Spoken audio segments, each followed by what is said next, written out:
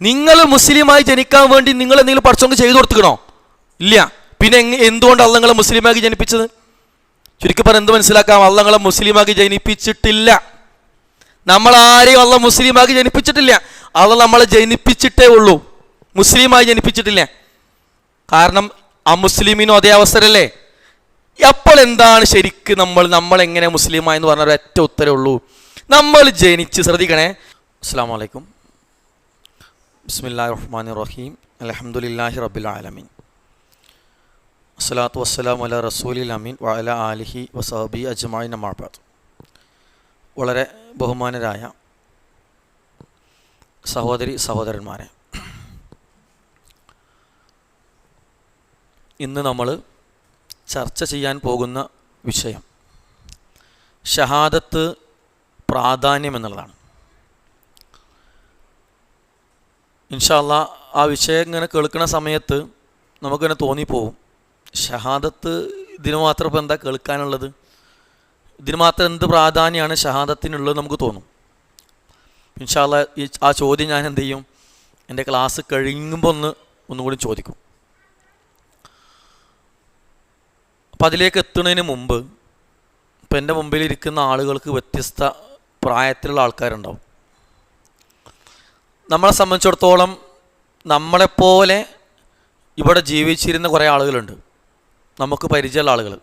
ഉദാഹരണത്തിന് നമ്മുടെ പിതാവ് മാതാവ്, അതല്ലെങ്കിൽ വല്യപ്പ വല്യമ്മ, അല്ലെങ്കിൽ അവരുടെ തലമുറ, ഇവരൊക്കെ നമ്മളെപ്പോലെ ജനിച്ചു വളർന്ന് വലുതായി യുവാക്കളായി പ്രായം കൂടിയ ആളുകളായി വൃദ്ധന്മാരായി ഇവിടുന്ന് മരണപ്പെട്ടു പോയ ആളുകളാണ്.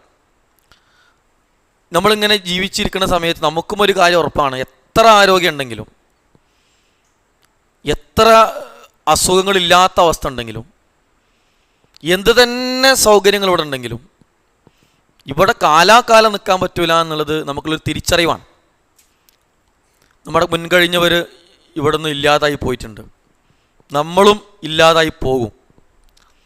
അങ്ങനെയെങ്കിൽ നമ്മളോടിങ്ങനെ ചോദിക്കണം, ശരിക്ക് ഞാൻ ആരാണ് അല്ലേ? ഞാൻ പിന്നെ സ്ക്രീനിൽ കാണിക്കുന്ന സമയത്ത് നിങ്ങൾക്ക് അതിലുള്ള ചിത്രം എന്താണെന്ന് വെച്ച് കഴിഞ്ഞാൽ ഒരാളിങ്ങനെ ഒന്നും മനസ്സിലാവാതെ ഇങ്ങനെ നിൽക്കുകയാണ്, വിദൂരതയിലേക്ക് നോക്കുകയാണ്.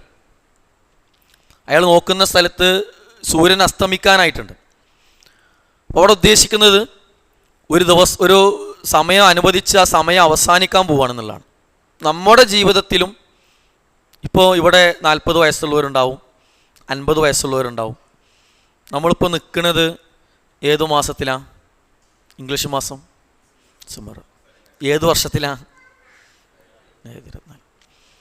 2024 ഇപ്പം എന്നാ തുടങ്ങിയത് അല്ലേ?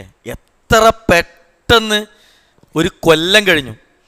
ഇങ്ങനത്തെ 5, 10, 15 കൊല്ലം കഴിഞ്ഞാൽ ഒരുപക്ഷെ നമുക്കുള്ള പരമാവധി ആയുസ് കഴിയും. ഈ 2024 കഴിയാൻ എത്ര സമയം എടുത്തുകിണെങ്കിൽ ഒരു കാര്യം ഉറപ്പാണ്, അതിന് അത്ര സമയം എടുക്കില്ല 2025. അതിനേക്കാളും വേഗത്തിൽ 2026 കഴിയും, അതിനേക്കാളും വേഗത്തിൽ 2027 ഉണ്ടോ. എന്നുവെച്ചാൽ ഈ ഓരോ കൊല്ലം കഴിയാന്നപ്പുറത്തേക്ക് ഓരോ ന്യൂ ഇയർ കടന്നു വരില്ല. എനിക്കും നിങ്ങൾക്കും അനുവദിച്ച ആയുസിൻ്റെ ഒരു കൊല്ലാണ് തീരുന്നത് ഉണ്ടോ. നമ്മളിങ്ങനെ ആലോചിക്കും, അയാൾക്ക് 70 വയസ്സിൻ്റെ എത്ര 70 കൊല്ലം ജീവിച്ചു.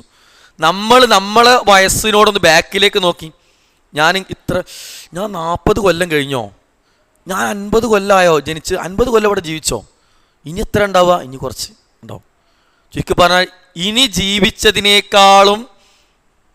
ജീവിച്ചത് അധികം ജീവിച്ചെന്ന് തോന്നുന്നില്ല എന്നുണ്ടെങ്കിൽ ഇനിയുള്ളത് അതിൻ്റെ എത്രയോ കുറവാണ് ഉണ്ടോ. ഇനി വേറൊരു പ്രശ്നമുണ്ട്, നമ്മൾ യുവത്വം കഴിഞ്ഞവരാണെങ്കിൽ, യുവത്വം കഴിഞ്ഞിക്കണമെങ്കിൽ ഇപ്പോൾ ഒരു 30 വയസ്സ് 35 വയസ്സൊക്കെ യുവാവിൻ്റെ ഒരു നല്ലൊരു പ്രായമാണ്. ഇത് ഒരു മലൻ്റെ മേലേക്ക് ഇങ്ങനെ കയറിക്കഴിഞ്ഞാൽ നിങ്ങൾ മലൻ്റെ ഏറ്റവും ടോപ്പിലെത്തും. ഇയാളൊക്കെ നിൽക്കുന്നത് പോലെ ഒരു മലൻ്റെ ഏറ്റവും ഉയരത്തിലെത്തും. ഉയരത്തിലെത്തിയ പിന്നെ മലൻ്റെ മേലേക്ക് കയറാനുണ്ടോ? ഇല്ല. പിന്നെ എന്താ ഉള്ളത്? തിരിച്ചിറങ്ങാനുള്ളത്. എന്ന് വെച്ചാൽ യുവാവായി എന്ന് നമുക്ക് തോന്നുന്നുണ്ടെങ്കിൽ ഇനി നമുക്ക് മേലേക്ക് കയറാനില്ല ജീവിതത്തിൽ. നമ്മളെ ജീവിതത്തിൽ ഇനി താഴത്തേക്ക് ഇറങ്ങാനാണ്. ഇതുവരെ അസുഖം ഇല്ലാതിരുന്ന് നമുക്ക് ഇനി അസുഖങ്ങൾ വരാൻ തുടങ്ങും. ഇതുവരെ നടക്കാനും ഓടാനും പ്രയാസം ഉണ്ടാവാതിരുന്ന് നമുക്ക് ഇനി എന്ത് ചെയ്യും? അതൊക്കെ വരാൻ തുടങ്ങും. പിന്നെ അപ്പം ആയുസ് കൂടുന്തോറും മനുഷ്യന് എന്ത് ചെയ്യണത്? അവൻ്റെ പഴയ സ്ഥിതിയിലേക്ക് പോയിക്കൊണ്ടിരിക്കുന്നതാണ്. കുറച്ചൊക്കെ മറവി വരും, പക്വതയില്ലാത്ത പ്രവർത്തനങ്ങൾ കാട്ടും, പിടിവാശിയും തുശ്ശിയിലൊക്കെ ഉണ്ടാവും. ആർക്കുള്ളത്? അതൊക്കെ കുട്ടികൾക്കുള്ളതാണ്. പിന്നെയും പോയാലോ അതിനേക്കാൾ ചെറിയ കുട്ടികൾ ചെയ്യണത് പോലെ നടക്കാനും എടുക്കാനും കൊണ്ടുപോകാൻ ആൾക്കാർ വേണ്ട അവസ്ഥ ഉണ്ടാവും. പിന്നെയും പോയാലോ ചെറിയ കുട്ടികൾ, അതിനേക്കാളും ചെറിയ കുട്ടികൾ ചെയ്യണത് പോലെ മലമൂത്ര വിസർജനം കിടക്കുന്നവിടെ തന്നെ ചെയ്യും. ഉണ്ടോ? യുവത്വം കഴിഞ്ഞാൽ പിന്നെ നമ്മൾ തിരിച്ചിറങ്ങാൻ തുടങ്ങാണ്. അപ്പോൾ കുറേ ആയുസ് കിട്ടിയിട്ടും കാര്യമില്ല, നമ്മൾ കുട്ടിയായിക്കൊണ്ടിരിക്കുന്നതാണ്. അങ്ങനെയാണെങ്കിൽ ഞാൻ ആരാണ്? നമ്മൾ ചോദ്യം ശരിക്കും ഞാൻ എന്തിനാണ് ഇവിടെ ജീവിച്ചത്? ഞാൻ എന്തിനാണ് അവിടെ ജീവിച്ചത്? ആ ഒരു ചോദ്യം കൊണ്ട് ഞാൻ എൻ്റെ ക്ലാസ് തുടങ്ങണം. ഇത്രയും കൊല്ലം ഞാൻ ജീവിച്ചതും ഇനി ജീവിക്കേണ്ടത് എന്തിനാണ്? ഞാൻ ആരാണ്? അല്ലേ? അപ്പം അങ്ങനെ നിങ്ങൾ ആരാണെന്ന് ചോദിക്കുമ്പോൾ നമുക്കിങ്ങനെ നമ്മൾ ബാക്കിലേക്കൊന്ന് പോയി നോക്കാം. അല്ലേ? ഈ ഇരിക്കണ എല്ലാവർക്കും, എൻ്റെ ശബ്ദം കേൾക്കണ എല്ലാവർക്കും ഒരു കാലഘട്ടം ഉണ്ടായിട്ടുണ്ട്. നമ്മളെല്ലാവരും നമ്മുടെ ഉമ്മാൻ്റെ ഗർഭാശയത്തിൽ വളർന്നൊരു കാലഘട്ടം. അല്ലേ? പക്ഷെ ആ കാലഘട്ടത്തിൽ പ്രത്യേകത ഉണ്ട്. അത് നമുക്കാർക്കും ഓർമ്മയില്ലാത്തൊരു കാലഘട്ടമാണ്. നമുക്ക് അങ്ങനെ കാലഘട്ടത്തെക്കുറിച്ച് ഓർമ്മയും കൂടി ഉണ്ടാവില്ല. ഈ ആർക്കും ഉമ്മാൻ്റെ ഗർഭാശയത്തിൽ കിടന്ന അനുഭവങ്ങൾ ഓർമ്മ ഉണ്ടാവും? ആർക്കും ഓർമ്മയില്ല. അപ്പം ഞാൻ അവിടെ ചോദിക്കുകയാണ്, ഇപ്പോൾ റിയാസ്ക്കൊക്കെ എത്ര വയസ്സായി? പെണ്ണുങ്ങളുടെ വയസ്സൊക്കെ പ്രശ്നം, ആണുങ്ങളുടെ വയസ്സ് വയ്ക്കാം. എത്ര വയസ്സായി? 40 കൂട്ടാ അല്ലേ? അപ്പോൾ റിയാസ്ഖാനോട് ചോദിക്കുകയാണ്, 41 കൊല്ലം മുമ്പ്, 40 വയസ്സാണ് ഇപ്പോൾ വായിക്കണമെങ്കിൽ 41 കൊല്ലം മുമ്പ് റിയാസ്ക എവിടെയായിരുന്നു? എന്താ ഉത്തരം? എന്താ ഉത്തരമില്ല? ഉത്തരം അറിയില്ല എന്നാണോ? ചിന്തിച്ചിട്ടില്ല? അങ്ങനെ ആലോചിച്ചിട്ടില്ല? ഞാൻ ചോദിക്കട്ടെ, 40 വയസ്സാണ് നിങ്ങൾക്കെങ്കിൽ 41 കൊല്ലം മുമ്പ് ഉമ്മാൻ്റെ ഗർഭാശയത്തിൽ ഉണ്ടായിട്ടുണ്ടാവോ? ഇല്ല. 40 വയസ്സുള്ള ഒരാൾ 40 കൊല്ലവും 9 മാസവും 10 ദിവസം എന്നൊക്കെ പറയുകയാണെങ്കിൽ പരമാവധി ഉമ്മാൻ്റെ ഗർഭാശയത്തിൽ തുടങ്ങിയ സമയം എന്ന് പറയാം. ഇനി പറയാണ് 41 കൊല്ലം മുമ്പ് റിയാസ് ഖാനെ സംബന്ധിച്ചിടത്തോളം റിയാസ് ഖാൻ ഉപ്പാൻ്റെ ശരീരത്തിൽ റിയാസ് ഖാൻ ഉണ്ടായിരുന്നു. ശരിയാണോ? അവിടെ ഇല്ല. ഉമ്മാൻ്റെ ശരീരത്തിൽ ഉണ്ടായിട്ടുണ്ടാവോ? അവിടെ ഇല്ല. ഖുർആൻ മനുഷ്യനോട് ഖുർആനിൽ എന്തുണ്ടെന്ന് നമ്മൾ മനുഷ്യരെ അന്വേഷിക്കുകയാണ്, മനുഷ്യൻ ആരാ? അപ്പോൾ ഖുർആൻ മനുഷ്യൻ എന്ന് പറയുന്ന ഒരു അധ്യായം തന്നെ ഖുർആനിൽ, സൂറത്ത് ഇൻസാൻ. അതിന് വേറൊരു പേരും കൂടി ഉണ്ടല്ലോ, എന്താണ്? സൂറത്തു ദഹർ. ആ സൂറത്തിൻ്റെ തുടക്കം, ആ സൂറത്തിന് മനുഷ്യൻ എന്ന് പേരുള്ള ആ സൂറത്ത് തുടങ്ങിയ എന്താണ്? ആയതെന്താ? ഹൽ അത്താ അലൽ ഇൻസാൻ ഹീനും മിന ദഹർ ലം യകുൻ ഷൈഅൻ മദ്കൂറ. എന്താണ് ചോദ്യം? മനുഷ്യ അല്ലേ, മനുഷ്യ, നിനക്ക് ഓർമ്മയുണ്ടോ നീ ഒന്നുമല്ലാതിരുന്നൊരു കാലഘട്ടം നിനക്ക് കഴിഞ്ഞു പോയിട്ടില്ലയോ? നീ ഇപ്പോൾ ഒരു 40 വയസ്സാന്ന് നീ പറയുന്നു, എന്നാൽ 41 കൊല്ലം മുമ്പ് പ്രിയപ്പെട്ട മനുഷ്യ, നീ നിന്റെ ഉമ്മാൻ്റെ ഗർഭാശയത്തിലോ ഉപ്പാൻ്റെ ശരീരത്തിലോ ഈ പ്രപഞ്ചത്തിൽ ഏതെങ്കിലും ഒരു ഗ്രഹത്തിലോ ആകാശത്തോ ഭൂമിയിലോ എവിടെയും നിന്നെ ഇല്ല. എന്ന് വെച്ചാൽ ഒന്നുമില്ലായ്മയിൽ നിന്നാണ് പടച്ചവൻ നിന്നെ സൃഷ്ടിച്ചത്. അതിൻ്റെ ആശയതാണ്, നിനക്കൊന്നില്ലായിരുന്നു. അങ്ങനെ നിന്റെ ഉമ്മാൻ്റെ ശരീരത്തിൽ അണ്ടവും ഉപ്പാൻ്റെ ശരീരത്തിലെ ബീജവും ചേർന്ന് ഒരു ഭ്രൂണ രൂപപ്പെട്ടു ഉമ്മാൻ്റെ ഗർഭാശയത്തിൽ. ഉണ്ടോ? ഇതേപോലെ അന്ന് നിനക്ക് സ്വന്തമായി ഭക്ഷണം നിനക്ക് കഴിയില്ല, നീ അധ്വാനിക്കാൻ നയിക്കാൻ പോകണമെന്നില്ല. പക്ഷേ ആ റബ്ബ് ഉമ്മാൻ്റെ ശരീരത്തിൽ നിന്നും പുറപ്പെടുന്ന ഒരു കുഴലിലൂടെ നിന്റെ വയറിൽ അവസാനിക്കുന്ന മറ്റൊരു കുഴലിലൂടെ എന്ത് ചെയ്തു? നിനക്ക് മുടങ്ങാതെ ഭക്ഷണം തന്നു. നിനക്ക് ശ്വസിക്കാൻ കഴിയില്ല, നിന്റെ മൂക്കുണ്ടെങ്കിലും ശ്വാസകോശം ഉണ്ടെങ്കിലും നിനക്ക് ശ്വസിക്കാൻ കഴിയില്ല. നിനക്കുള്ള വായു അതിലൂടെ പടച്ചോൻ തന്നു, വെള്ളം തന്നു, ലവണങ്ങൾ തന്നു. നിന്നെ പതിയെ പതിയെ അള്ളാഹു വളർത്തിയെടുത്തു. ആ വളർച്ച കാലഘട്ടം ഞാൻ അവിടെ പറയണില്ല, നമ്മളെ വിഷയം വേറെ ഒന്നായതുകൊണ്ട് അല്ലേ. അങ്ങനെ ആ കാലഘട്ടത്തിൽ ഒരു വായുവും വെളിച്ചവും കടക്കാത്ത സുരക്ഷിതമായ സ്ഥലം. എത്ര സുരക്ഷിതമാണ്! 3 അറകൾക്കുള്ളിൽ നിന്ന് ഖുർആൻ പറയുന്നുണ്ട് അല്ലേ. 3 അറകളാണ് ഉള്ളതെന്ന് ആധുനിക ശാസ്ത്രവും പറയുന്നുണ്ട്. അത്രയും സുരക്ഷിതമാണ്. അതിലേക്കൊരു വെള്ളം കടക്കൂല, ഒരു മർദ്ദം കടക്കൂല, വായു കടക്കൂല, വെളിച്ചം കടക്കൂല, ഒന്നും കടക്കൂല. അത്രയും സുരക്ഷിതമായ സ്ഥലത്ത് നീ ഒരു മനുഷ്യന്റെ പൂർണ്ണ രൂപം ആകുന്നത് വരെ മനുഷ്യന് അള്ളാഹു എന്ത് ചെയ്തു? നിന്നെ അവിടെ വളർത്തി വലുതാക്കി. ആ വളർത്തി വലുതാക്കാൻ വേണ്ടി നീ എന്തെങ്കിലും ചെയ്തിക്കണോ? നീ സ്കൂളിൽ പോയി പഠിച്ചിക്കണോ? നീ അധ്വാനിച്ച് പൈസ ഉണ്ടാക്കിക്കണോ? നീ ഒന്നും ചെയ്തിട്ടില്ല. എന്നുവെച്ചാൽ നിന്നെ അവിടുന്ന് വളർത്തി വലുതാക്കിയത് ആരല്ല? മനുഷ്യ, നീയല്ല. ഈ ഒരു പ്രത്യേകതയും കൂടി ഉണ്ട്. ഇങ്ങനെ വളരുമ്പോൾ നമ്മൾ മനസ്സിലാക്കിയിട്ടുണ്ട് ആധുനിക ശാസ്ത്രം പറയുന്നു, മനുഷ്യന് ഏകദേശം 22 ദിവസം മുതൽ 28 ദിവസത്തിനിടയിലുള്ള ഏകദേശം സമയം, ആ സമയമാകുമ്പോൾ ഹാർട്ട് ബീറ്റ് സ്റ്റാർട്ട് ചെയ്യുന്നതാണ്. അതായത് ഞാൻ പിന്നെ എൻ്റെ വൈഫ് പ്രഗ്നൻ്റായി ആ ഡേറ്റ് തെറ്റിയ ഉടനെ തന്നെ ഡോക്ടറെ കാണിക്കാൻ പോയി. ഇത് ടെസ്റ്റ് ചെയ്ത് പോസിറ്റീവ് ആയപ്പോൾ അപ്പോൾ ഡോക്ടർ പറഞ്ഞു ആ യൂട്രസിലേക്കാണ് മെല്ലെ എത്തി തുടങ്ങിക്കണം. 2-ാം മാസം പോയി, അപ്പോൾ ഡോക്ടർ പറഞ്ഞു ആ ഹാർട്ട് ബീറ്റ് തുടങ്ങിയിട്ടുണ്ട് എന്നാണ്.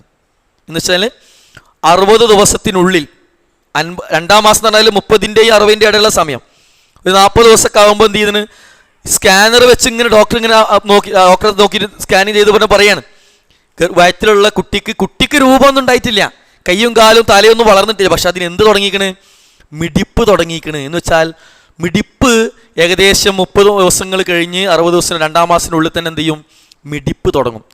പക്ഷേ നമ്മൾ മനസ്സിലാക്കുന്നത് എന്താണ്, നമ്മൾ മനസ്സിലാക്കുന്നത് 4-ാം മാസമാകുമ്പോഴാണ് എന്ത് ചെയ്യുക, ഒരു മനുഷ്യനെ രൂപപ്പെടുമ്പോഴാണ് അവനക്ക് ആത്മാവിനെ സന്നിവേശിപ്പിക്കുക.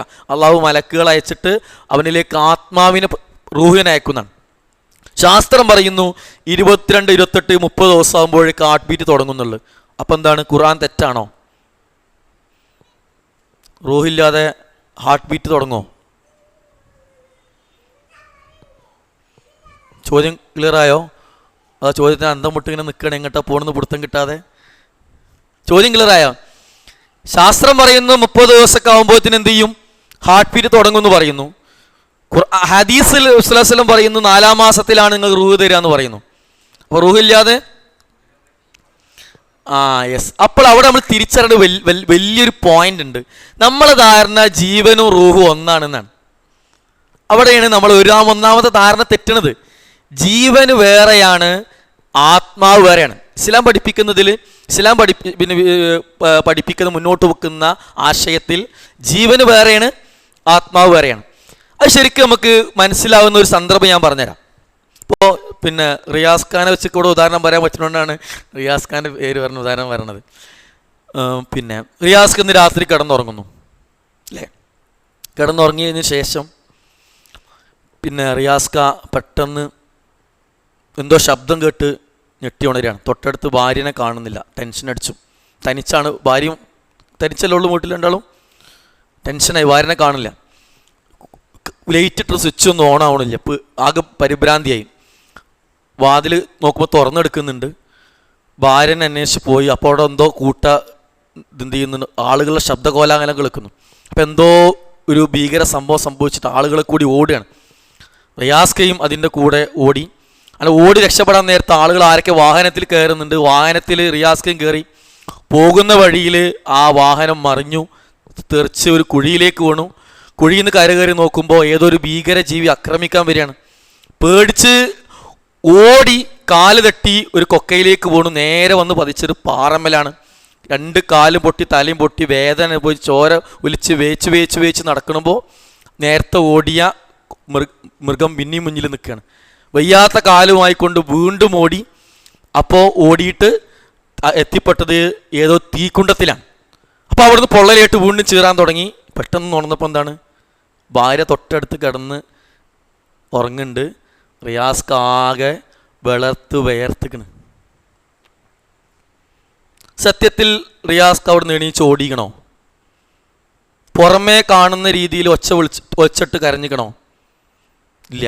അങ്ങനെ കരഞ്ഞിരുന്നെങ്കിൽ ആദ്യം ആരുണരും? കൂടെ കിടക്കുന്ന ഭാര്യ ഉണരും. അതിനർത്ഥം കൂടെ കിടക്കുന്ന ഒരാൾ ഉണരുന്ന രീതിയിൽ പോലും ഒരു അനക്കം സംഭവിച്ചിട്ടില്ല. പക്ഷെ അത്രയും നേരം റിയാസ്ക്ക് പേടിച്ചിക്കണ്, കരഞ്ഞിക്കണ്, വേദന അനുഭവിച്ചിക്കണ്. ഇതാരാ? ഒരു പക്ഷേ ഇത് ആത്മാവാകാം. സ്വപ്നത്തെക്കുറിച്ച് പറഞ്ഞത് നമ്മൾ മണിക്കൂറോളം സംഭവിക്കുന്ന കാര്യം കാണുന്നത് സെക്കൻഡുകൾ ഉണ്ടാവുള്ളൂ എന്നാണ് പറഞ്ഞത്. മണിക്കൂറോളം നമ്മൾ കാണുന്ന സ്വപ്നം ഉണ്ടല്ലോ, അത് സെക്കൻഡുകളെ ഉണ്ടാവുള്ളൂ. അപ്പോൾ നമ്മളെ ഒരു പക്ഷെ പടച്ച റബ്ബിന് നമ്മളെ ശിക്ഷിക്കാനും നമ്മളെ പേടി അനുഭവിപ്പിക്കാനും സന്തോഷിപ്പിക്കാനും കരയിപ്പിക്കാനൊന്നും നമ്മുടെ ശരീരം വേണമെന്നുള്ളത് എന്തല്ല ആവശ്യം നമ്മൾ കൃത്യമായി മനസ്സിലാവും. രണ്ടാമത്തെ ഒരു കാര്യം, ഇനി ഇതേ റിയാസ് കിടന്നുറങ്ങുകയാണ്. ഭാര്യ തൊട്ടടുത്ത് ഡ്രസ്സ് മടക്കി വെക്കുന്നുണ്ടാവും, ആരോടെങ്കിലും പിന്നെ ചിലപ്പോൾ പിന്നെ വീട്ടിൽ നിന്ന് ആരെയും വിളിച്ചപ്പോൾ ഫോൺ ചെയ്യുന്നുണ്ടാവും, പാത്രം എടുത്ത് വെക്കുന്നുണ്ടാവും, ഡ്രസ്സർ.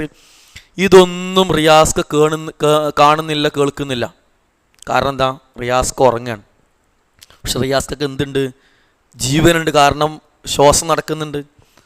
പക്ഷെ അവിടെ എന്തില്ല, ഉറങ്ങുമ്പോൾ മനുഷ്യൻ്റെ ആത്മാവിനെ അള്ളാഹു എടുക്കുമെന്ന, ഉണരുമ്പോൾ അള്ളാഹു എന്ത് ചെയ്യും, മനുഷ്യൻ്റെ ആത്മാവിനെ തിരിച്ചു കൊടുക്കും. സുഹൃത്ത് സുമറിൻ്റെ ഒരു ആയത്താണത്, കണ്ടോ. അപ്പോൾ ആത്മാവ് എന്ന് പറഞ്ഞാൽ നമ്മുടെ ഉള്ളിലുള്ള ഞാനാണ്. നമ്മളെ ശരീരങ്ങൾ ചലിക്കുന്നത് ജീവനുമായിട്ടാണ്. അതുകൊണ്ടാണ് ഹാർട്ട് ബീറ്റ് ഇങ്ങനെ നോക്കിയിട്ട് ഡോക്ടർ പറഞ്ഞത്, ആ ഹാർട്ട് ബീറ്റ് നിന്നിക്കണ്, ജീവൻ പോയി.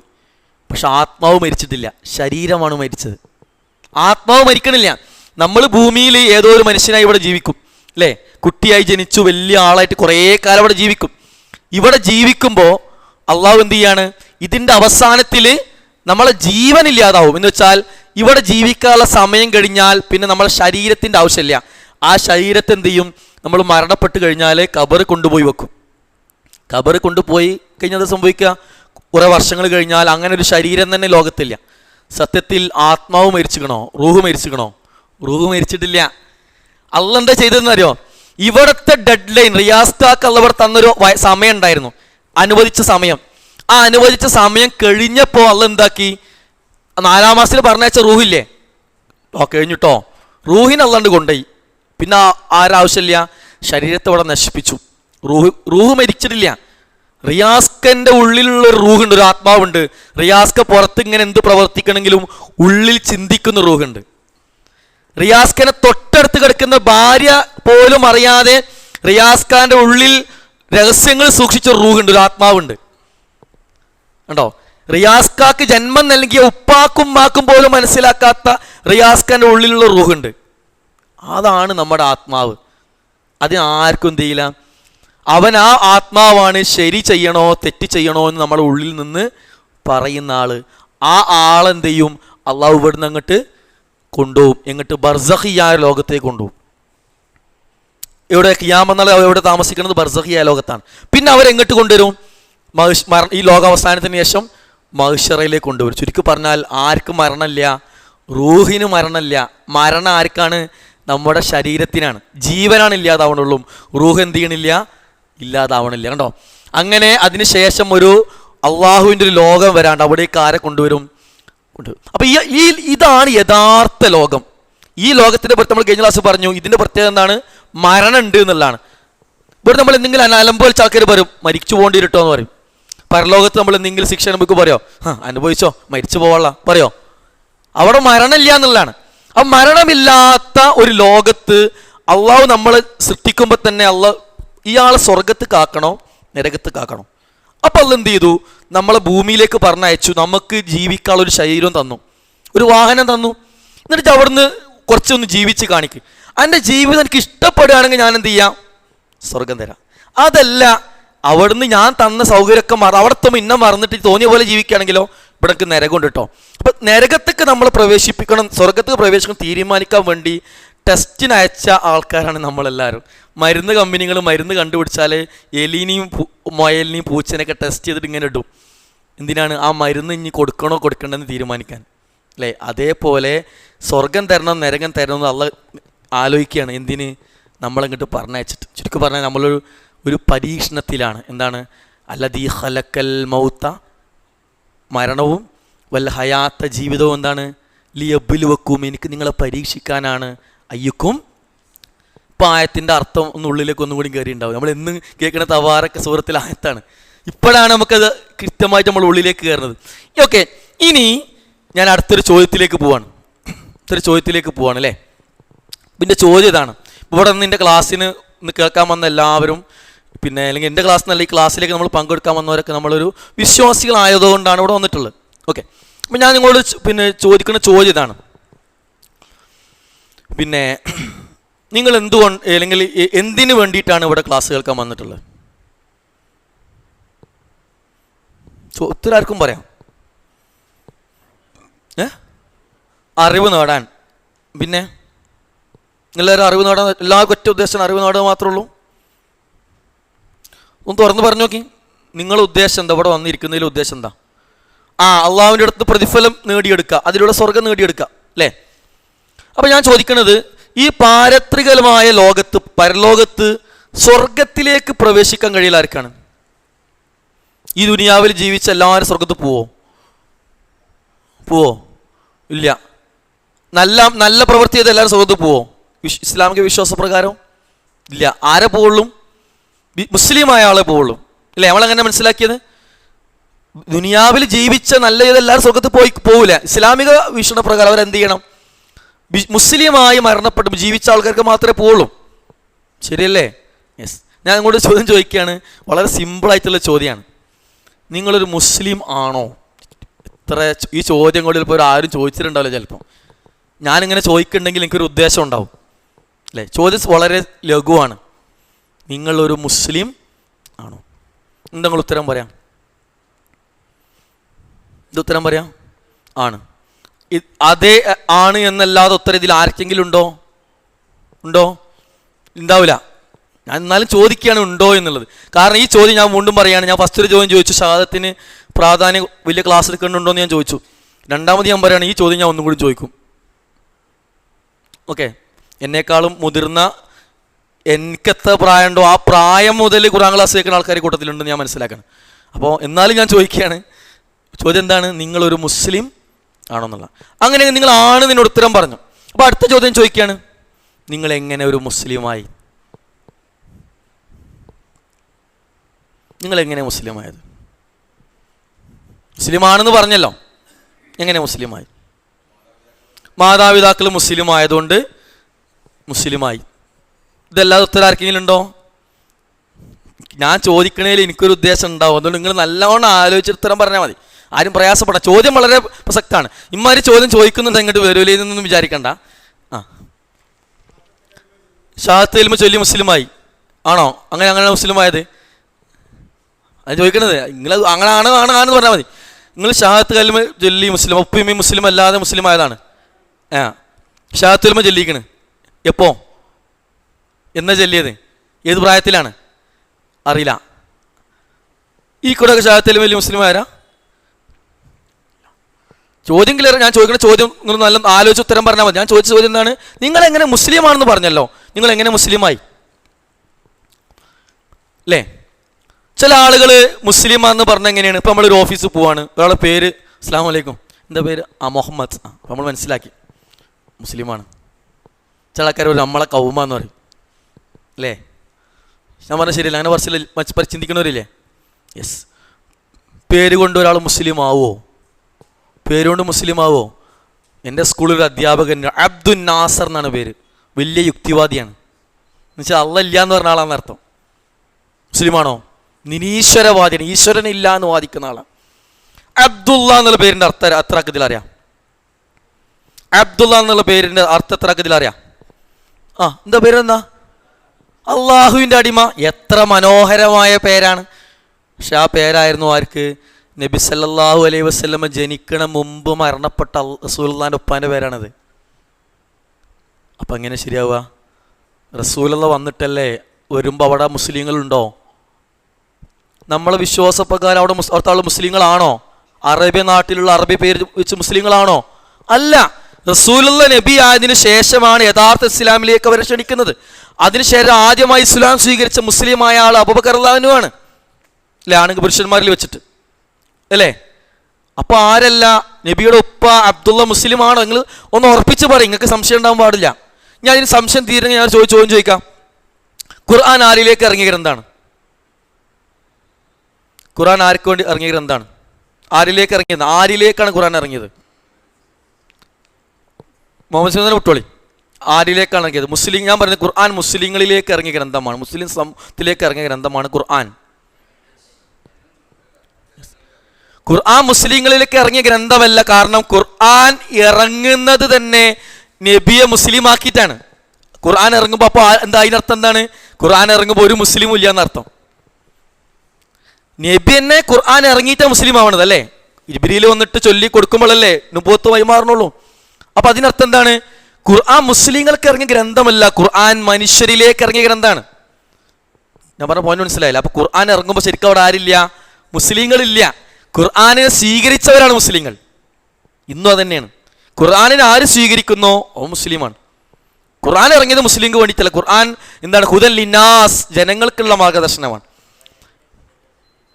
അത് വിശ്വസ ആളുകൾ, ഖുർആൻ ഇബ്രാഹിം നബി മില്ലത്ത് അനുസരിച്ച് ജീവിച്ച ആളുകൾ എന്ന അറബിയിൽ ഉണ്ടായത്. പക്ഷെ അവർ എന്തല്ല? പിന്നെ പൂർണ്ണമായിട്ട് മുസ്ലിങ്ങളല്ല. കാരണം അള്ളാഹുവിൻ അത് നമ്മൾ പിന്നെ ഇതിൻ്റെ ഷാദിൻ്റെ വാക്കിൽ പറയും കേട്ടോ, റുബൂബിയത്ത് ഉലൂഹിയത്ത് വരുമ്പോൾ പറയും. അപ്പോൾ അവൾ ആലോചിച്ച് നോക്കി, കാരണം അവർ ബിംബങ്ങളെ ആരാധിച്ചിരുന്നു.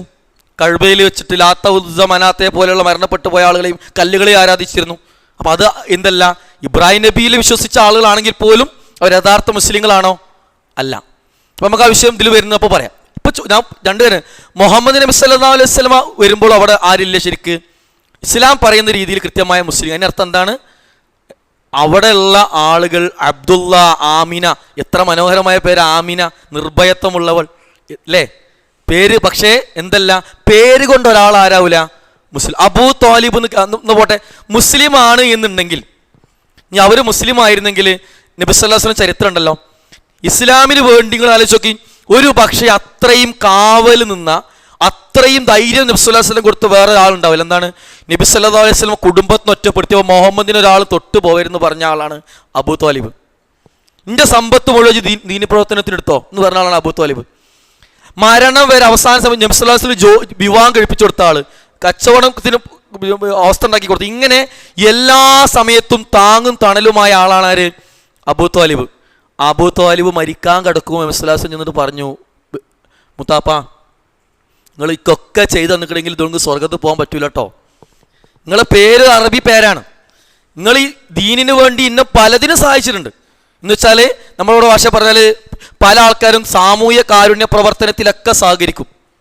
പക്ഷേ എന്താവണം, മരിക്കുന്ന സമയത്ത് അയാൾ വിശ്വാസിയെ കൊണ്ട് മരിക്കണം. എന്ന് വെച്ചാൽ ബഹുസ്വലം പറയൂ, നിങ്ങളൊന്ന് ഷഹാദത്ത് ചൊല്ലി ലാ ഇലാഹ ഇല്ലല്ലാഹ് അംഗീകരിച്ച് മരിക്കും. പറഞ്ഞു, മുഹമ്മദേ ഇതൊക്കെ ഞാൻ ചെയ്തിട്ട് ഞാൻ മരിച്ച ആൾക്കാർ പറയില്ലേ അബൂ ത്വാലിബ് അവസാനം മുസ്ലിമായി മരിച്ചു എന്ന് പറയില്ലേ, ആ ചീത്തപ്പേര് കേൾക്കാൻ വയ്യ. അപ്പം അള്ളാഹ് ആയത്തിറക്കി, നബിയേ റസൂലേ മുഹമ്മദ് നബി സല്ലല്ലാഹു അലൈഹി വസല്ലം പറയാണ്, നീ ഇഷ്ടപ്പെടുന്നവരൊക്കെ മുസ്ലിം ആക്കാം എന്നാണോ നീ വിചാരിക്കണത്? ഉണ്ടോ? അപ്പം എന്ത് മനസ്സിലായി? പേര് അറബി പേരായതുകൊണ്ടോ മുസ്ലിം പേരായതുകൊണ്ടോ ഇസ്ലാമിന് വേണ്ടി കുറേ സഹായം ചെയ്ത് നീ വിചാരിച്ചുകൊണ്ടോ അവരാരാവില്ല മുസ്ലിം ആവില്ല അല്ലേ. രണ്ടാമത്തത്, നിങ്ങളിൽ ചില ആൾക്കാർ പറഞ്ഞു എൻ്റെ ഉപ്പ മുസ്ലിമാണ് എന്ന്, അതുകൊണ്ടാണെന്ന് അല്ലേ. ഉപ്പാൻ്റെ മതം നമ്മളൊരു നിലക്കും എന്ത് ചെയ്യില്ല, ബാധിക്കൂല. കാരണം നൂഹി നബി എന്ന് പറയുന്ന ഉപ്പ മുസ്ലിമായിരുന്നു. പക്ഷെ നൂഹി നബീൻ്റെ മകനെ അള്ളാഹ് മുസ്ലിമായി കൂട്ടിയിട്ടില്ല. ശ്രദ്ധിക്കണേ, ഉപ്പ മുസ്ലിം ആയതുകൊണ്ട് മുസ്ലിമാക്കുന്ന ഏർപ്പാട് റേഷൻ കാർഡിലുണ്ടാവും, വോട്ടർ പട്ടികയിലുണ്ടാവും, അള്ളാഹിൻ്റെ പട്ടികയിലില്ല. വാപ്പ മുസ്ലിം തോന്നുന്നുണ്ടോ ഒരാളെ ഉപ്പ മുസ്ലിം ആയതുകൊണ്ട് മോൻ ഓട്ടോമാറ്റിക് മുസ്ലിമാണെന്നുള്ളത്? അത് തെറ്റാണ്. ഉമ്മ മുസ്ലിം ആയതുകൊണ്ട് മുസ്ലിം ആവോ? അപ്പോൾ നിങ്ങൾ നോക്കൂ, പിന്നെ ഒരു പക്ഷേ ആസിയ റളിയല്ലാഹു മകനുണ്ടോയെന്ന് എനിക്കറിയില്ല, ചരിത്രത്തിൽ അറിയില്ല, അല്ലാഹു അലം. ഫിറൗന്റെ ഭാര്യ വിശ്വാസിനിയായിരുന്നു. പക്ഷെ അവരെ ബാക്കി തലമുറ നമ്മൾ കേട്ടിട്ടില്ല. ഇനി ഭാര്യ ആസിയ ബിയു ലൂത്ത് നബിൻ്റെയും നൂഹ് നബിൻ്റെയും ഭാര്യയാണ്, പ്രവാചകന്മാരെ ഭാര്യമാരാണ്. പക്ഷെ മുസ്ലിം ആയിരുന്നോ? അല്ല അല്ലേ. ഭർത്താവിൻ്റെ വിശ്വാസം നമ്മളെ സ്വാധീനിക്കും. കാരണം ഫിർഔൻ എന്ന് പറഞ്ഞ ക്രൂരനാണ്, പക്ഷേ അയാൾ മുസ്ലിം അല്ല. പക്ഷെ ഭാര്യ ആരാണ്? ചുരുക്കി പറഞ്ഞ് എന്ത് മനസ്സിലാക്കാം, എൻ്റെ വാപ്പ എമ്മ ഭാര്യ ഭർത്താവ് മോനൊന്നും അല്ലേ. ഖലീലുല്ലാഹി ഇബ്രാഹിം നബി അലൈഹി സ്വലാം മോൻ മുസ്ലിമാണ്, പക്ഷേ ആസർ പിതാവ് ആരല്ല, മുസ്ലിമല്ല. ചുരുക്കി പറഞ്ഞാൽ എൻ്റെ വാപ്പ മുസ്ലിമാണ്, ഉമ്മ മുസ്ലിമാണ്, എളാപ്പ മുസ്ലിമാണ്, മക്കൾ മുസ്ലിമാന്ന് പറഞ്ഞാൽ എങ്ങോട്ട് വരണ്ട, ഇൻ്റെ അടുത്തേക്ക് വരണ്ട. അതൊക്കെ ദുനിയാവിലെ കാര്യമാണ്. ഉണ്ടോ? അതാണ് അള്ളാഹുവിൻ്റെ. ഞാൻ മുസ്ലിം ആവണം, എന്ത് ചെയ്യണം? ഞാൻ തന്നെ മുസ്ലിം ആവണം. എങ്ങനെയെന്ന് പറഞ്ഞിട്ട് ഞാൻ ഇനി അടുത്തത്, ജന്മം കൊണ്ട് നമ്മൾ ആരും വിചാരിക്കണ്ട ഞാൻ മുസ്ലിം ആവും. ഞാൻ ജനിച്ചപ്പോൾ എൻ്റെ ഒപ്പ എനിക്ക് മുസ്ലിം പേരിട്ടു, എന്നെ മദർസയെ കൊണ്ടേ പഠിപ്പിച്ച്. അതെങ്ങനെ ശരിയാകും? നിങ്ങൾ തൊട്ട അയൽവാസി, നിങ്ങൾ അതേ പ്രായത്തിലുള്ള ഒരു ഹൈന്ദവ സഹോദരനായ പിന്നെ രാജനിക്കും ഹൈന്ദവ സഹോദരിയായ രജനിക്കും ജനിച്ച പിന്നെ രാഹുൽ എന്ന് പറയുന്ന നിങ്ങൾ അതേ വയസ്സുള്ള ഒരാൾ, ഒരു കുട്ടി, അവന് ഹൈന്ദവ സഹോദരിയുടെ സഹോദരൻ്റെ മകനായി ജനിച്ചത് കൊണ്ട് അവൻ ഹിന്ദു ആവുന്നു. നിങ്ങൾ മുസ്ലിം ഉപ്പാനും ഉമ്മാനും മകനായി ജനിച്ചുകൊണ്ട് നിങ്ങൾ മുസ്ലിം ആവുന്നു. അപ്പം അള്ളാഹു അവനോട് അനീതി കാണിച്ചില്ലേ? നിങ്ങൾക്ക് മുസ്ലിം ആവാൻ ചാൻസ് തന്ന് അവനക്ക് മുസ്ലിം ആവാൻ ചാൻസ് കൊടുക്കാതിരുന്നില്ലേ? അപ്പം അള്ളാഹ് അനീതി കാണിക്കുന്ന ആളല്ലേ? നിങ്ങൾ അങ്ങനെ വിശ്വസിക്കുന്നുണ്ടോ അള്ളാഹ് അനീതി കാണിക്കുന്നുള്ളത്? നിങ്ങൾക്ക് പിടുത്തം കിട്ടണി എൻ്റെ ക്ലാസ് എങ്ങോട്ടാ പോകണമെന്നുള്ളത് അല്ലേ? ഞാൻ ചോദ്യങ്ങൾ മറുപടി പറഞ്ഞാൽ മതി. ഞാൻ ചോദിച്ചു വന്ന് ക്ലിയർ അല്ലേ? അങ്ങനെ അവനോട് അള്ളാഹ് അനീതി കാണിച്ചില്ലേ? ഞാൻ മുസ്ലിമായി ഉപ്പാനും ഉമ്മാനും മനനായി ജനിച്ച് മദർസയിലൊക്കെ പഠിച്ച് മുസ്ലിം ആവും, ഞാൻ എന്ത് ഗുണമാണ് ജനിക്കണപ്പോൾ അള്ളാഹ്ക്ക് ചെയ്തത്? ഞാൻ എന്തെങ്കിലും ഗുണം അള്ളാഹ്ക്ക് ചെയ്തിക്കണോ? നമ്മൾ ചെയ്തിക്കണോ? നിങ്ങൾ ഉണ്ടെങ്കില്ല ഇല്ലെങ്കില്ല നിങ്ങൾ അന്തം ഇങ്ങനെയൊക്കെ അല്ലേ? ചോദ്യങ്ങൾ ക്ലിയർ അല്ലെങ്കിൽ പറയണം. ചെയ്തിക്കണോ? ഇല്ല. അത് വളരെ ഇപ്പോൾ നമ്മൾ പോണ പ്രാധാന്യത്തിലേക്ക് പോവാണ്. ഇതിന് ഷഹാദത്ത് എന്ന് പറഞ്ഞാൽ നമ്മൾ നിസ്സാരമായി തള്ളിക്കളയേണ്ട സാധനമല്ല. അതിലേക്ക് ഞാൻ വരുന്നത്. ചോദ്യം ഇതാണ്, ഞാൻ ആവർത്തിക്കുകയാണ്. നിങ്ങൾ മുസ്ലിമായി ജനിക്കാൻ വേണ്ടി നിങ്ങൾ എന്തെങ്കിലും പഠിച്ചോണ്ട് ചെയ്തു കൊടുത്തുക്കണോ? ഇല്ല. പിന്നെ എന്തുകൊണ്ട് അള്ളാഹ് നിങ്ങളെ മുസ്ലിമാക്കി ജനിപ്പിച്ചത്? ചുരുക്കി പറഞ്ഞ് എന്ത് മനസ്സിലാക്കാം? അള്ളാഹ് നിങ്ങളെ മുസ്ലിമാക്കി ജനിപ്പിച്ചിട്ടില്ല. നമ്മളാരെയും അള്ളാഹ് മുസ്ലിമാക്കി ജനിപ്പിച്ചിട്ടില്ല. അള്ളാഹ് നമ്മളെ ജനിപ്പിച്ചിട്ടേ ഉള്ളൂ, മുസ്ലിമായി ജനിപ്പിച്ചിട്ടില്ല. കാരണം അമുസ്ലിമിനും അതേ അവസരമല്ലേ? അപ്പോൾ എന്താണ് ശരിക്ക് നമ്മളെങ്ങനെ മുസ്ലിമായെന്ന് പറഞ്ഞ ഒരൊറ്റ ഉത്തരവേ ഉള്ളൂ. നമ്മൾ ജനിച്ച്, ശ്രദ്ധിക്കണേ, നമ്മൾ ജനിച്ചതിന് ശേഷം നമ്മളെ ജീവിതത്തിനിടയിൽ പല നിലക്ക് അള്ളാഹനെ മനസ്സിലാക്കാനുള്ള അവസരങ്ങൾ അള്ളാഹ് നൽകും. അത് നമുക്ക് മദർസ പഠനത്തിലൂടെ കിട്ടും, ആ മുസ്ലിം സഹോദരങ്ങൾക്ക് നമ്മുടെ പ്രവർത്തനത്തിലൂടെ കിട്ടും, പല നിലക്കും കിട്ടും. ആ ജീവിക്കുന്ന വ്യക്തി രാഹുലായാലും രാജനായാലും പിന്നെ കുര്യാക്കോസ് ആയാലും പിന്നെ റിയാസ് ആയാലും വേണ്ടില്ല, അവൻ്റെ ഏത് പ്രായത്തിലാണോ അള്ളാഹിനെ കുറിച്ച് മനസ്സിലാക്കി അള്ളാഹുവിനെ ഇലാഹായിക്കൊണ്ട് തെരഞ്ഞെടുക്കുന്നത്, അന്ന് അവൻ ആരാവണുള്ളൂ? മുസ്ലിം ആവണുള്ളൂ. എന്ന് വെച്ചാൽ റിയാസ് എന്ന ആള് മുസ്ലിം ഉപ്പാനും ഉമ്മാനും മോനായി ജനിച്ചിട്ടൊന്നും അള്ളാഹിനെ പിൻപറ്റി ജീവിച്ചിട്ടില്ല. ഒരു 40-ാമത്തെ വയസ്സെത്തിയപ്പോഴാണ് അള്ളാഹിനെ മഹത്വം മനസ്സിലാക്കിയിട്ട് അന്ന് മുതൽ അള്ളാഹിനെ ആത്മാർത്ഥമായി ആരാധിക്കാൻ ഇങ്ങനെ തുടങ്ങിക്കണമെങ്കിൽ അന്ന് മുതൽ അള്ളാഹിൻ്റെ കണക്കിൽ അവൻ ആരുള്ളൂ? മുസ്ലിം ഉള്ളൂ. നിങ്ങളുടെ അയൽവാസി രാഹുൽ 50 വയസ്സ് വരെ ഇതൊന്നും അറിയില്ലായിരുന്നു. 50-ാമത്തെ വയസ്സിൽ ഏതോ സഹോദരിൽ നിന്ന് ഇസ്ലാമിനെ കുറിച്ച് അറിഞ്ഞു, അള്ളാഹിനെ കുറിച്ച് അറിഞ്ഞു. 50-ാമത്തെ വയസ്സിൽ അവൻ എന്ത് ചെയ്തു? അള്ളാഹുവിനെ അംഗീകരിച്ച് ജീവിക്കാൻ തുടങ്ങി. 50-ാമത്തെ വയസ്സിൽ അവൻ മുതൽ അവൻ ആരാണ്? മുസ്ലിമാണ്. അവൻ്റെ പേര് രാഹുൽ ഇത് മാറ്റിയാലും മാറ്റിയിട്ടില്ലെങ്കിലും അള്ളാഹിൻ്റെ ലിസ്റ്റിൽ അവൻ ആരായി? മുസ്ലിമായി. ചുരുക്കി പറഞ്ഞാൽ ഷഹാദത്ത് ഞാൻ എന്നാണോ സ്വയം, ശ്രദ്ധിക്കണേ, എന്നെ മദർസിൽ ഉസ്താദ് പഠിപ്പിച്ചുകൊണ്ടല്ല, എൻ്റെ വാപ്പ മുസ്ലിം ആയതുകൊണ്ടല്ല, എൻ്റെ പേര് മുസ്ലിം പേരിട്ടത് കൊണ്ടല്ല, ഞാൻ മനസ്സറിഞ്ഞ് അള്ളാഹിനെ മനസ്സിലാക്കി, അതൊരു ഇലാഹാണെന്ന് ഞാൻ മനസ്സിലാക്കി ഉൾക്കൊണ്ടുകൊണ്ട് പടച്ചവനെ ഞാൻ തിരഞ്ഞെടുക്കുന്ന എന്നാണോ അന്നേ ഞാൻ എന്ത് ചെയ്യുള്ളൂ? ഞാൻ മുസ്ലിമാണുള്ളൂ. അതുകൊണ്ടാണ് നമ്മൾ എന്ത് ചെയ്തത്? ഷഹാദത്ത്, അതിനാണ് നമ്മൾ എന്ത് പറയുക? ഷഹാദത്ത് എന്ന് പറയാം.